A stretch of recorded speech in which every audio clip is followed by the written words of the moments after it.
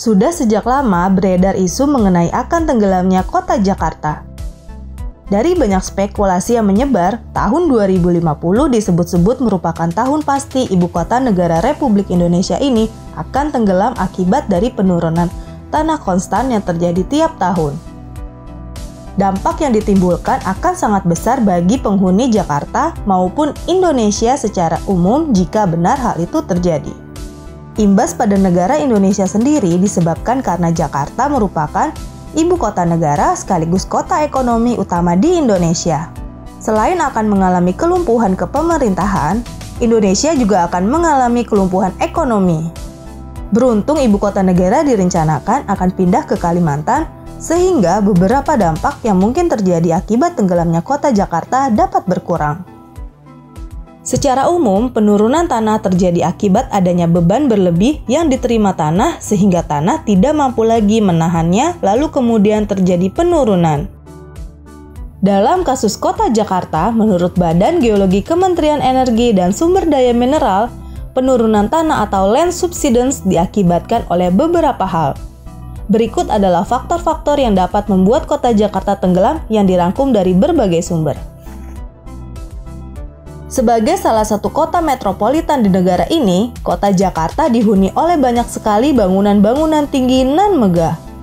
Akan tetapi, bangunan-bangunan itu justru dapat membawa petaka bagi penghuni kota Jakarta. Pasalnya, beban yang ditimbulkan oleh gedung-gedung tersebut saat ini telah mencapai atau bahkan melebihi dari daya dukung tanah yang ada.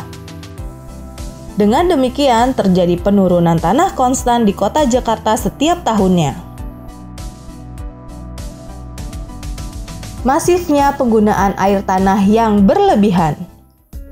Dengan banyaknya masyarakat yang mencoba mengadu nasib di kota Jakarta, membuat banyak bangunan dibangun untuk menampung mereka semua.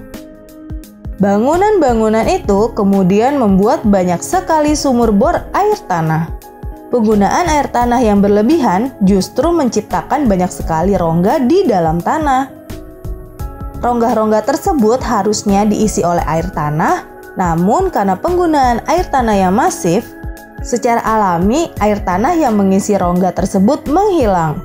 Tanah akan mengalami penurunan akibat adanya rongga tersebut. Kondisi terakhir adalah konsolidasi natural atau terjadinya pemantapan tanah, yakni ada bagian yang terbentuk dari endapan lengkungan pasir-pasir halus yang kemudian mengeras. Kasus penurunan tanah sendiri pernah terjadi pada kota Tokyo, Jepang. Hal itu bermula selepas Perang Dunia Kedua. Setelah membangun negara dengan susah payah, akhirnya Jepang menunjukkan peningkatan ekonomi yang sangat pesat, di mana banyak sekali pabrik-pabrik dan industri besar yang menghuni kota-kota besar di Jepang termasuk Tokyo. Sama seperti kasus pada kota Jakarta, Jepang akhirnya mengalami penurunan tanah yang cukup signifikan, utamanya akibat penggunaan air tanah yang berlebihan.